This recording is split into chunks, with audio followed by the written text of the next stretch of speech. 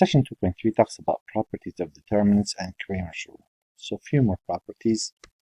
The determinant of a constant times a matrix is simply k to the n times the determinant of A, where n would be the number of rows that are listed in A. If A and B are square matrices, so the number of rows equal the number of columns, then the determinant of A times B is the determinant of A times the determinant of B.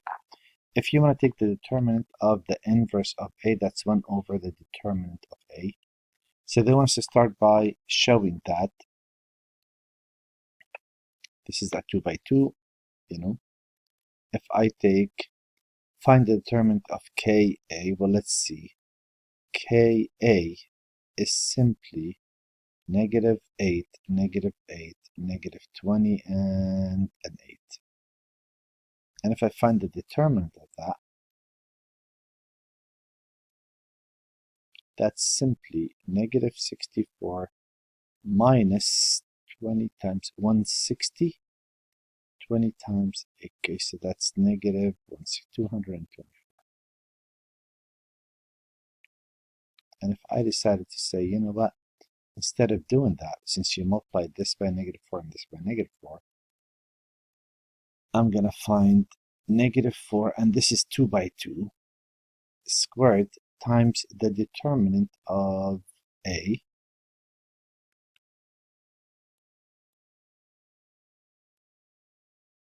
and that will be 16 times -4 minus 10.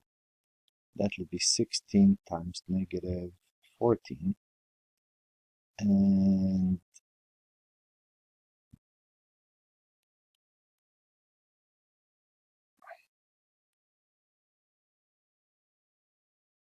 that will be -220. So we just verified the theorem, that is fine. Now they want to show the other part. Verify the determinant of AB equal B, determinant of BA. Now be careful, these are square matrices, so in this case, if they say verify, that means it works, but in general, AB and BA are not the same, and sometimes AB is possible, BA is not even possible, depending on the dimensions. But for now, they say verify, find determinant of AB. Well, what's AB? AB would be -2 plus 8, 6, 1 plus 8 plus 6, 6, 14, 15, and -4, well, 4 plus 24, 28, 28 minus 2 is 26. And for the second row, I'll get a -2 plus 8 plus 0. For the second row, I'll get 2. So I'm missing this row, the first one. I'll get a 2 plus 0 plus 0, that's a 2. I'll get -1 plus 0 minus 3, that's -4. And I'll get -4 plus 0 plus 1. -4 plus 1 is -3. And for the third, I use the third. Multiply accordingly. That's a -4 plus 2, that's 2. And a 2 plus 2, that's 4. 4 plus 6 is 10. And an 8 plus 6, 14. 14 minus 2 is 12. So I don't know if we made a mistake of this or not, but I could say that 6, 15, 2, -4, 2, 10. If I want to find the determinant of that, I simply say that is -48 times 6. That's 288. And -30 times 3, that's, I see, that should be a -2. So multiply those 6 times 15, I'll get a 90. And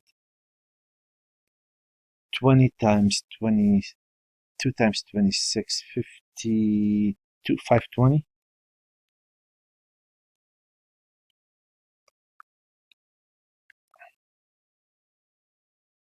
Minus the product of those, that is 8 times 20, 208. 18 times, that's easy. 18 times 10, 120, 180, I'm sorry. And 30 times 12, 360 positive. So if I add those, I'm getting a negative 66. I just sit down the calculator. Now I want to do BA. BA would simply be 5, 8, negative 3, negative 6, 14, 7, and 5, negative 2, negative 5. If you want to find the determinant, 5, 8, negative 6, 14, 5, negative 2. And that would be the product of those. 25 times 15, negative 350. 8 times 35 is 280. And a negative 36. 6 times 6 minus, if I run this way, negative 15 times, that's 210. 10 times 7 is 70. And 64 times 5 negative times a negative positive 240. And if you add those, that turns out to be negative 66. And there it is.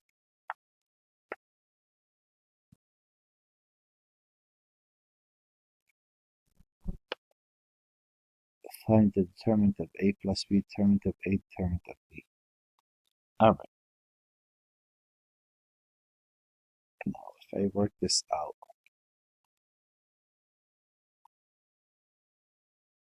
determinant of A will simply be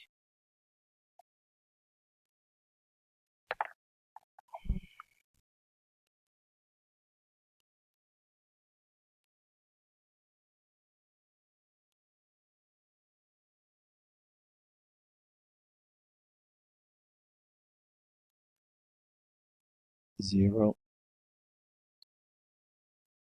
plus 16 plus 4 minus 0 plus 2 plus 16.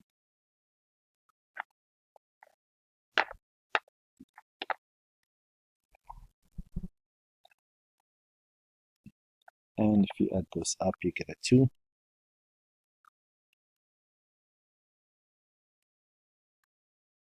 If you find the determinant of B,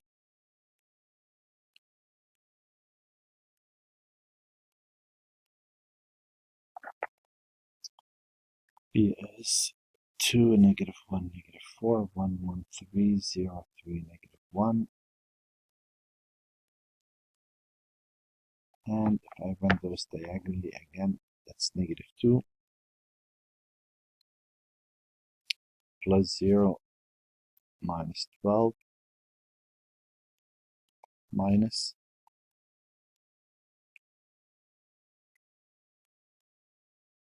0. Oops, it's this way. 0. Those 3, I should line them up properly. There we go. 3, 9, 18. And a 1. So that turns out to be negative 33. And if I take A plus B,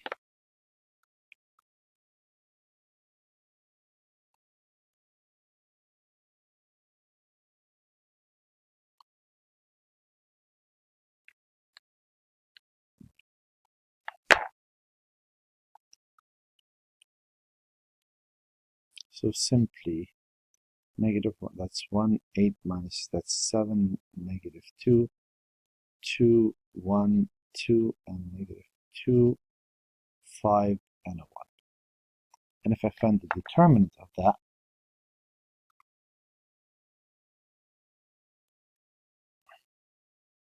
and again,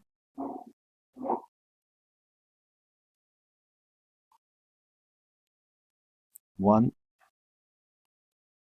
minus 28 minus 20 minus a 4 plus 10 plus 14. So this determinant turns out to be negative 75. We get the conclusion that determinant of A plus B does not equal determinant of A plus determinant.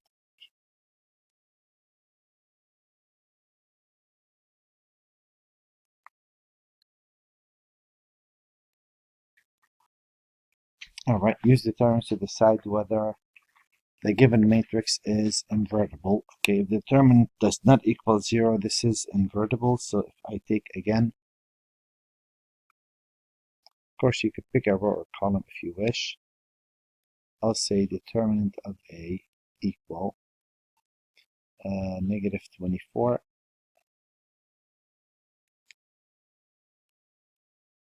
plus 0 plus 0 minus negative 18 plus 0 plus 0. So determinant of A turns out to be negative 6, which doesn't equal 0. Therefore, it's invertible. I'm just going to rearrange some of the problems really quick. Find the values of k for which the matrix is invertible. Well, if it's invertible, the determinant k squared minus 4, or simply k minus 2 into k plus 2.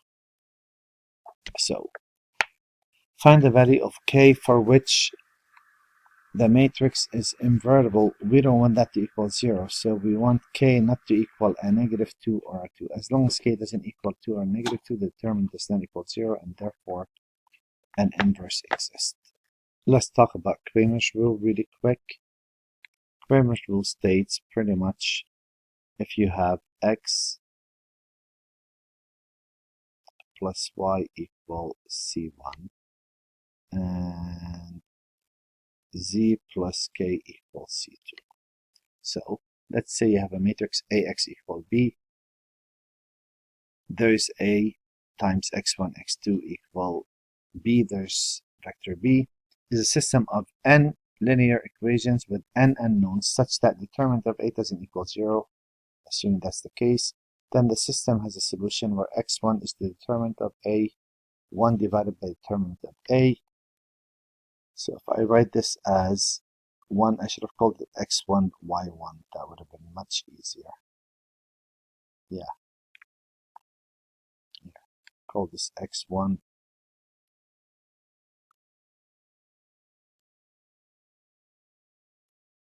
Okay, so that's 1, 1, 1, 1 multiplied by x1, y1 equals c1, c2. This is matrix A. That is x, and that is b.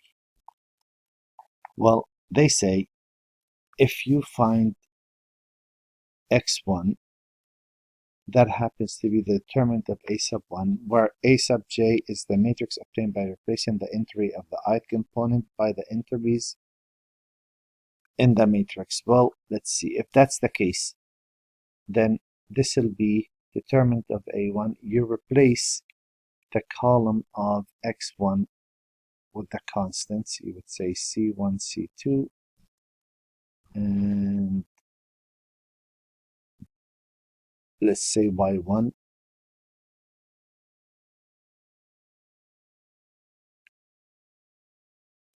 Okay, time out.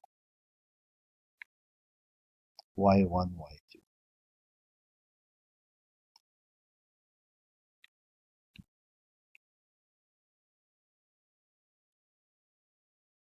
Divided by determinant of a, x1, x1, y1, x2, y2.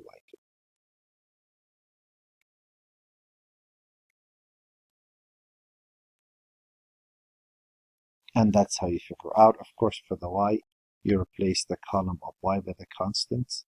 and you proceed that way. So let me show you how that works. Solve by Cramer's rule. First, you figure out the determinant of A. Call this 7, negative 2, 3, 1 multiplied by x1, x2, and that equals 3, 5.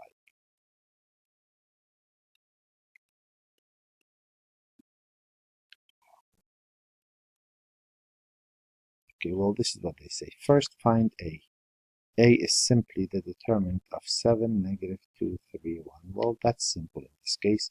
That is 7 plus 6, which is 13. Got it. Now they say find d sub x. D sub x is take the x column and replace it by the constants. And that is 3 plus 10, which is 13. And if you find d sub y, replace the y column by the constants.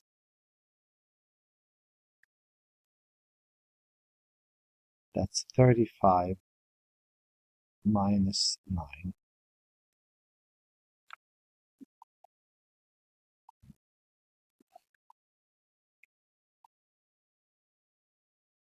And that turns out to be 26.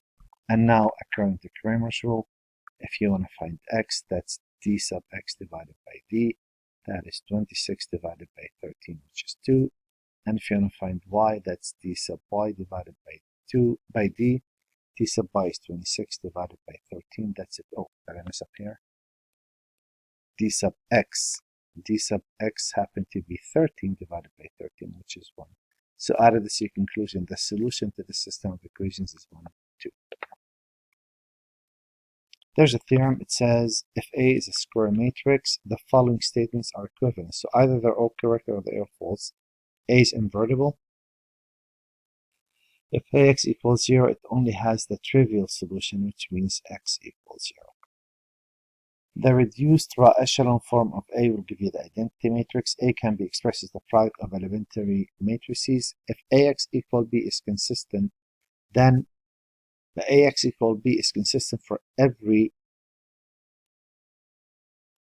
n by 1 matrix. Ax equal B has exactly one solution for every n by 1 matrix B, and the determinant of A doesn't equal 0.